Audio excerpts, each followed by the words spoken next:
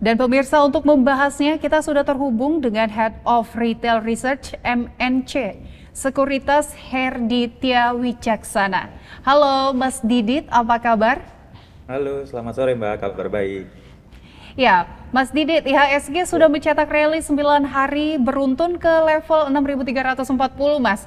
Motor penggerak utamanya ini sangat terkonsentrasi pada saham-saham afiliasi konglomerat seperti Grup Prajogo Pangestu dan Happy Hapsoro. Nah, apakah rally ini murni mencerminkan fundamental ekonomi yang solid atau ini hanya pesta sesaat, Mas, yang sangat rentan terkoreksi tajam begitu Big Fund memutuskan untuk taking profit? Oke, baik. Kalau kita lihat memang dalam tahun 2026 ini ya, terlebih pada first half 2026, kita melihat banyak sekali apa namanya berita-berita negatif begitu ya yang sedang terjadi di secara global ataupun di IISG sendiri. Kalau kita ingat dan kita lihat kemarin di mana MSCI membekukan dari emiten-emiten di Indonesia sendiri sehingga banyak sekali outflow asing yang keluar dari ISG sendiri. Dan juga kalau kita lihat juga masih ada penurunan peringkat dari lembaga-lembaga pemeringkat asing di mana menurunkan peringkat Indonesia outlook-nya dari stabil menjadi negatif.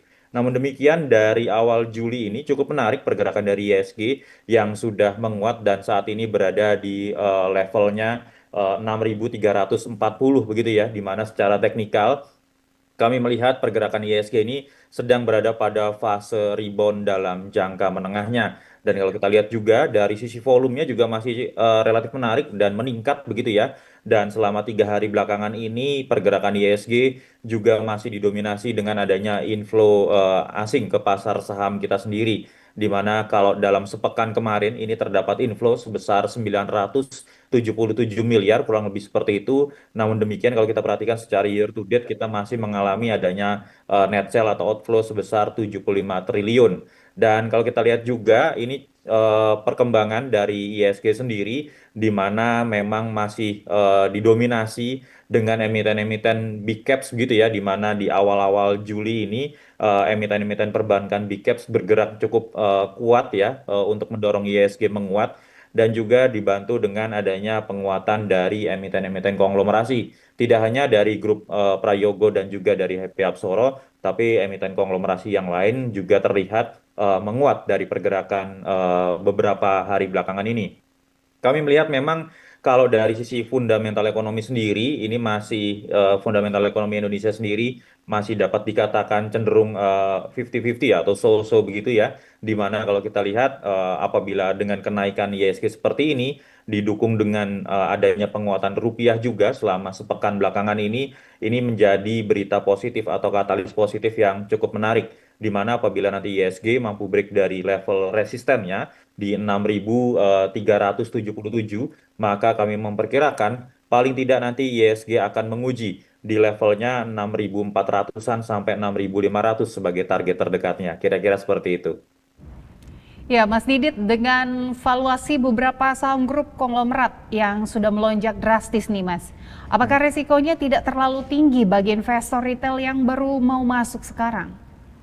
Oke, kalau kita lihat memang penguatannya juga relatif cukup signifikan ya selama beberapa hari belakangan ini. Dan kalau kita lihat juga pergerakan dari ISG, penguatannya juga sudah relatif menyempit. Nampaknya akan terjadi pembalikan arah terlebih dahulu, di mana koreksi ini juga merupakan koreksi yang relatif cukup wajar. Apabila nanti teman-teman investor ingin masuk ke emiten-emiten konglomerasi ataupun masuk ke market gitu ya, kami nampaknya lebih memilih untuk buy on weakness terlebih dahulu dan melihat timingnya karena diperkirakan mungkin dalam jangka waktu pendek ini akan terdapat koreksi terlebih dahulu dari IHSG yang mungkin disebabkan oleh adanya aksi profit taking ditambah juga pada esok hari ya di hari Rabu ini juga akan ada pengumuman dari rapat Dewan Gubernur Bank Indonesia yang akan arah kebijakannya akan seperti apa nanti kita dapat lihat. Namun secara konsensus kami melihat nampaknya akan ada kenaikan dari BI rate sendiri dari 5,75 menjadi 6%. Dan hal-hal seperti inilah yang harus dicermati oleh para investor ke depannya, seperti itu. Ya baik, kita ketahui nih Mas Didit, pasar saat ini sedang wait and see menanti keputusan suku bunga BI, mengingat Ya. rupiah hari ini berhasil menjadi jawara Asia. Apakah ini momentum bagi Bank Indonesia untuk mengambil langkah lebih agresif dengan memangkas suku bunga demi memacu sektor real yang sedang berat? Oke, kalau kita lihat nampaknya Bank Indonesia masih akan relatif cukup berhati-hati ya atau cukup prudent mengingat kalau kita lihat dari PMI manufaktur kita yang relatif terkontraksi begitu ya, meskipun juga nilai tukar rupiah masih cenderung menguat ya saat ini berada di level 17.900-an. Kami melihat nampaknya Bank Indonesia akan relatif prudent ke depannya melihat dari sisi inflasi juga, kemudian PMI manufaktur yang juga relatif terkontraksi ini akan menjadi hal yang cukup rumit ke depannya. Akankah Bank Indonesia akan menahan suku bunga acuannya atau secara konsensus ini akan menaikkan di angka 6%? Karena dari daya beli kita juga ini juga masih belum meningkat begitu ya. Karena juga nampak dari PMI manufaktur yang terkontraksi dan nampaknya ini juga akan menjadi perhatian investor ke depannya karena konflik di Timur Tengah pun juga kembali memanas dan harga minyak mentah dunia juga masih naik kembali gitu ya dari adanya konflik tersebut. Kira-kira seperti itu. Ya lalu sementara itu Mas, Menkyu Purbaya Ya. secara gamblang menyebut bahwa crashnya IHSG ini di awal Juli murni karena pasar termakan hoax di media sosial soal downgrade S&P. Nah, seperti apa analisis Anda?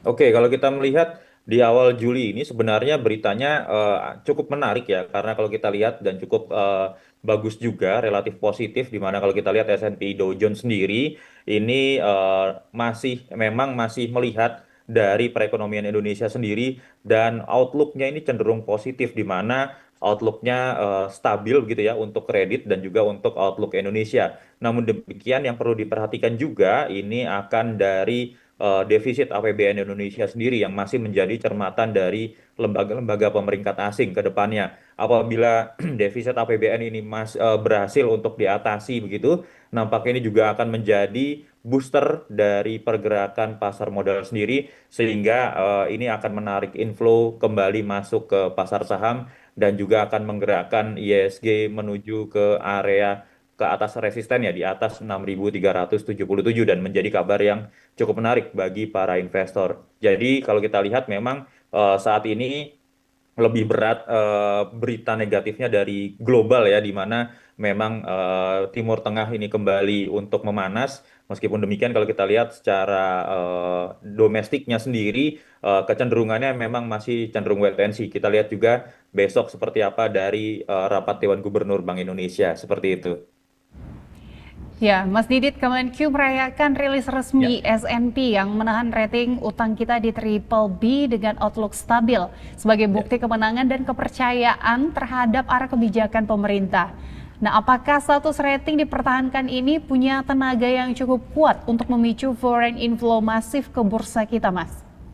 Oke, kalau kami mencermatinya seperti ini karena dengan adanya outlook yang cenderung stabil ya baik untuk kredit ataupun dari sisi rating Indonesia sendiri, ini juga menjadi katalis positif yang bagi para investor dan bagi pasar saham pada umumnya seperti itu. Namun demikian hal ini juga perlu dijaga seperti apa yang telah kami sampaikan di depan tadi akan adanya defisit dari APBN ini, terutama juga dari sisi inflasi dan juga daya beli masyarakat, di mana masih menjadi PR bagi pemerintah sendiri apabila masih dapat terjaga defisit APBN-nya, nampaknya ke depannya ini juga masih menjadi kabar yang lebih baik lagi seperti itu.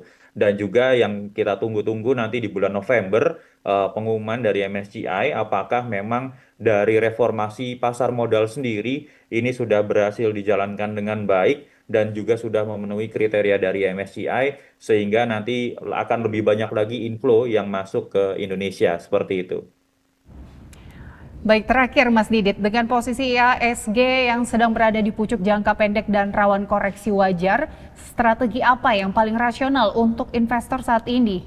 Hold, take profit, atau rotasi ke sektor defensif?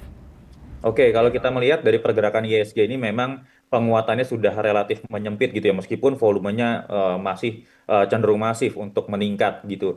Nah, namun demikian kami melihat akan ke depannya gitu ya, nampaknya akan ada sedikit take profit terlebih dahulu. Jadi memang untuk teman-teman investor yang sudah kemarin akumulasi dari bawah, ini mungkin bisa take profit terlebih dahulu dan nanti ke depannya bisa untuk buy on weakness dari pergerakan ISG dan juga emiten-emiten di dalamnya.